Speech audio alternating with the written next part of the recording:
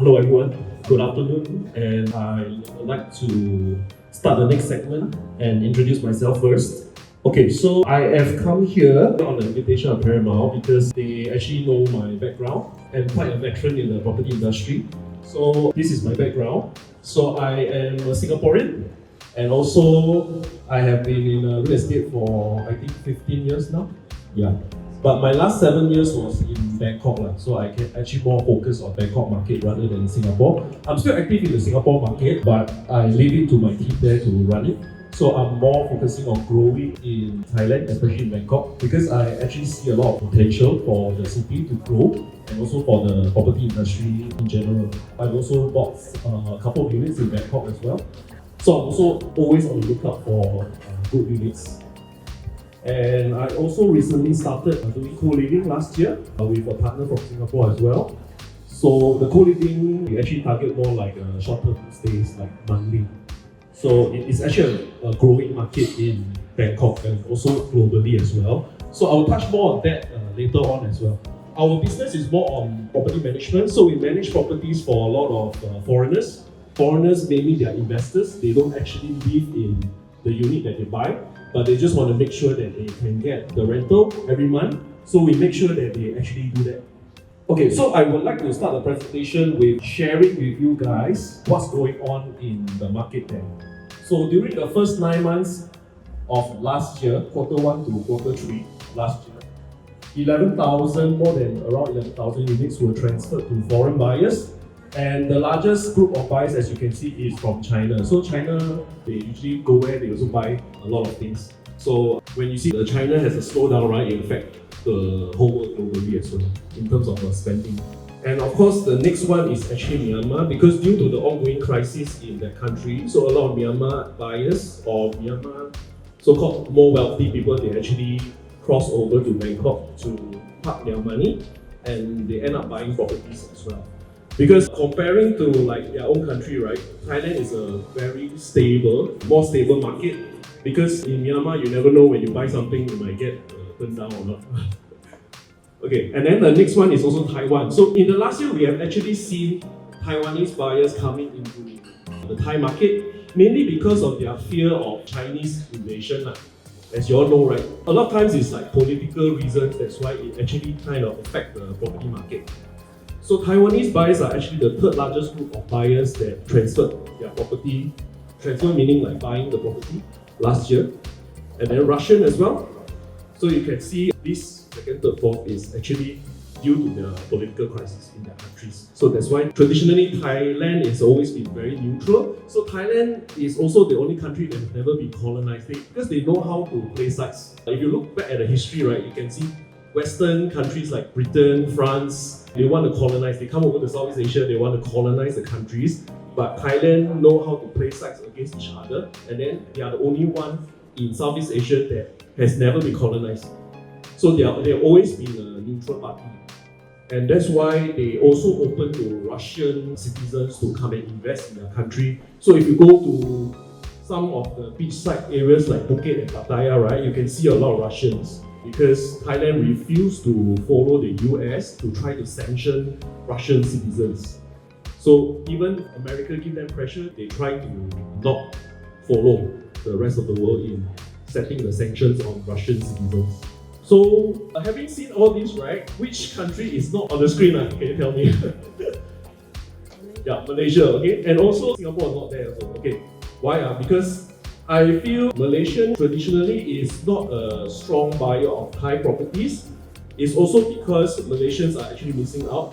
They don't actually understand the market. Not enough promotions or agents are actually bringing the properties to Malaysia to sell. Because in a way, I find that because the two countries are almost similar and they are always competing against each other. Like Malaysia have their MM2H program, but Thailand also have their retirement visa. So Malaysian agents, I feel they might not have the motivation to push Thailand because they can also push their own visa programs here or properties here. So that is why I have actually discussed with Paramount, like we can actually try to, improve on this aspect.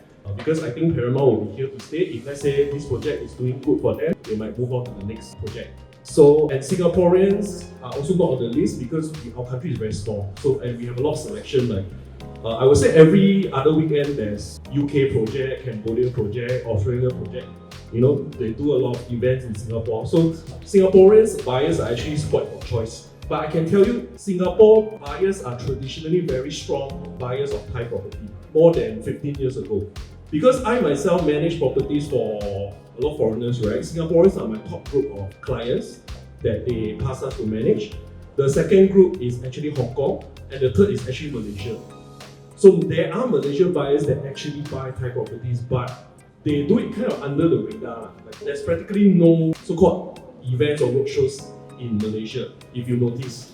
Maybe if you open the newspaper, you don't really see like roadshow events selling Thai property. But it's very common in Hong Kong and Singapore as well. So just want to share with you, like, actually it's not that Malaysian buyers are not buying Thai property, but the percentage is very small. And I would say the larger population of Malaysian buyers are actually missing out. So I would like to share with you the next slide why Thailand is a good area to invest. Okay, so these are all statistics that I pulled from the internet. You can see the most visited city in the world is actually Bangkok at 32.4 million. It's a very large gap between the first and the second, if you can notice. And actually KL is on the list, but it's only at 16.5. So it's actually double. If you can see, it's already double. So Bangkok has the number that actually a lot of cities are envious of because they are the most traveled city in the world right now. And it's also the top destination for digital nomad. Anyone can tell me what's a digital nomad? Nobody knows this term, digital nomad. Okay, this term is actually growing more popular by the day after COVID. Because during COVID, people find that actually they don't want to go back to office and work 9 to 5 anymore. So a large portion of people actually want to work from home because they already experienced like working from home and working remotely during the COVID process of 2 years, where they were stuck at home and having to work from the computer, having Zoom meetings. So they like that. So a lot of them actually give up their full-time job in the office and become a digital nomad.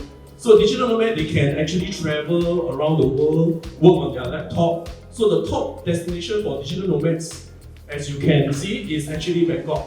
We can see the first choice for men is Bangkok, and fifth choice for women. Portugal is up there as well. So Bangkok recently came out with a visa called the DTV, Destination Travel Visa, which they actually encourage digital nomads to take a visa that they can stay in the country for 180 days, and then it's extendable as well.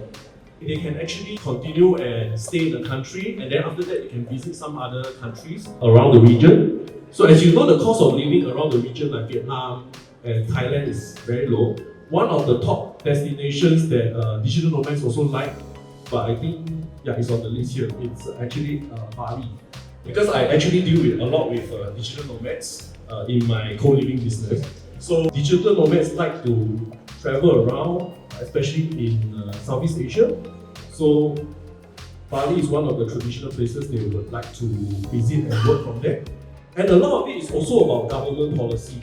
Like, why I talk about the DTV is because the government is encouraging more digital nomads to come and visit Thailand. That's why they recently, only last year, they came out with this DTV.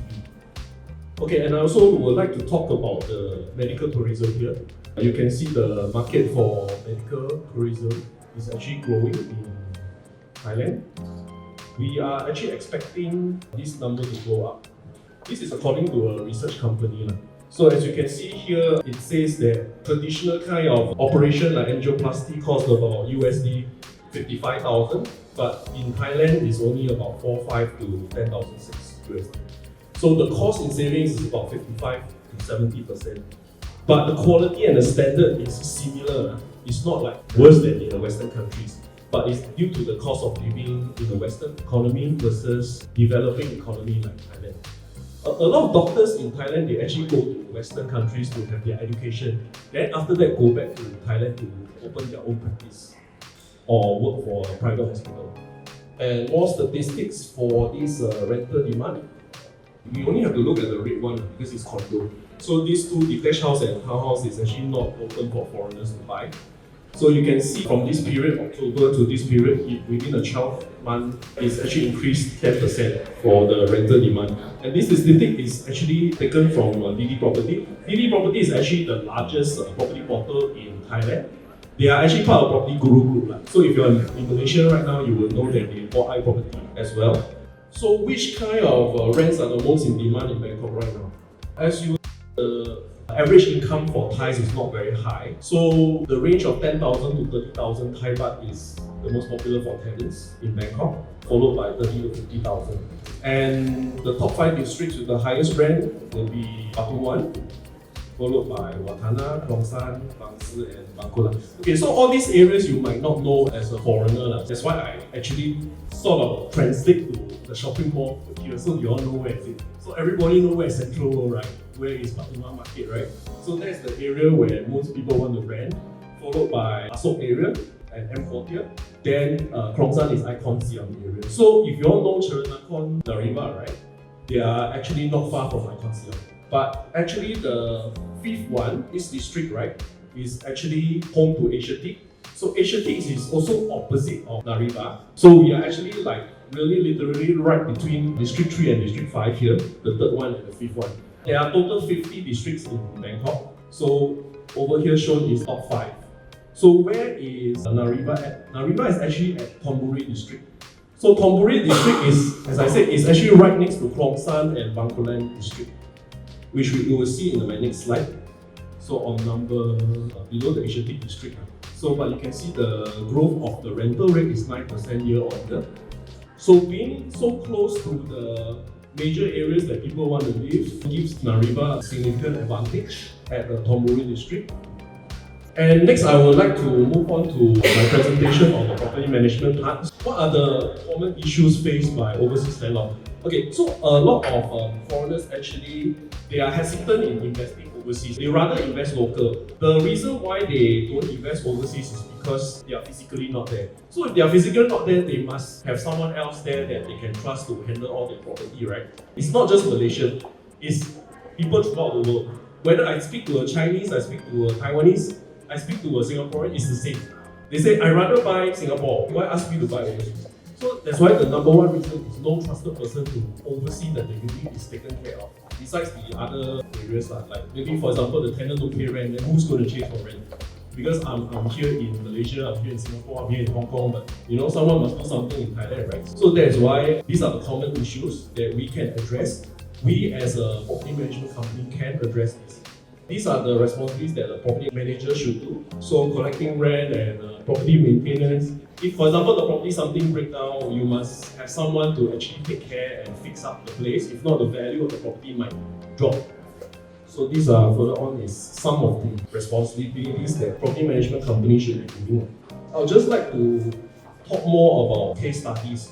Because throughout our 7 years of managing properties in Thailand, right, we have come across some things that happen in the room that we have to be there to actually solve it for the owner. Because the owner is not in Thailand, they will not do anything, they don't know who to look for. There's a communication. As you know, Thailand is a country that speaks Thai, right?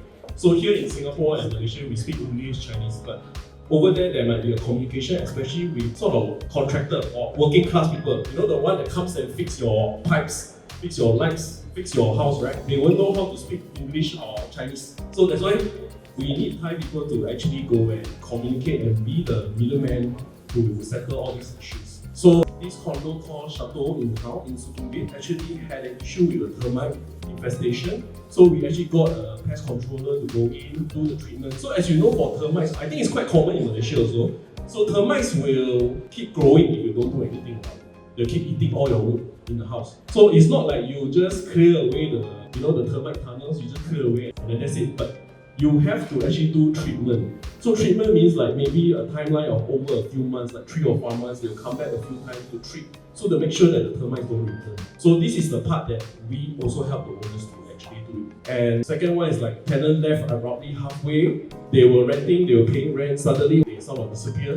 Right? So we have to go in and break the lock, get a certified locksmith, break the lock, then do a video capture to make sure that we want to be responsible to the owner, we also want to be responsible to the tenant or ex-tenant who might still be staying there, we don't know. We just go there, knock the door, if nobody open, then we break the lock. Of course, we also need the permission of the management.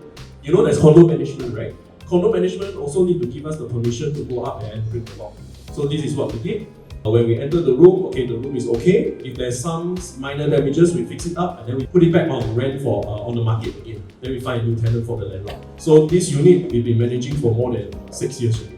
And then the case 3 is complaint of water leakage from above. So this is also common for older properties. Maybe today, for example, if you buy a property in Thailand, you will definitely encounter all these cases when your property becomes old. Becomes like 6, 7, 8 years old, the problems will start to come. Because of usually the first 2 years maybe is covered by the developer, for example. So these cases will only come in when the property is getting older. You also want to make sure that you are still collecting rent, the property is still holding its value. Because I would say any property will hold its value as long as the location is right. There's rental demand. So, but if let's say you don't take care of your property well, right, then the property might fall into a state of disrepair, and then even tenants come and see they might not want to rent it, or your rents will go down. So I think it's essential that you need someone to actually take care of your property if it's like an overseas property, because you can't physically do it yourself. Okay, so this is my company. And I would like to thank Paramount Property for giving me a chance to share my insights and experience on the Bangkok property market. Thank you so much.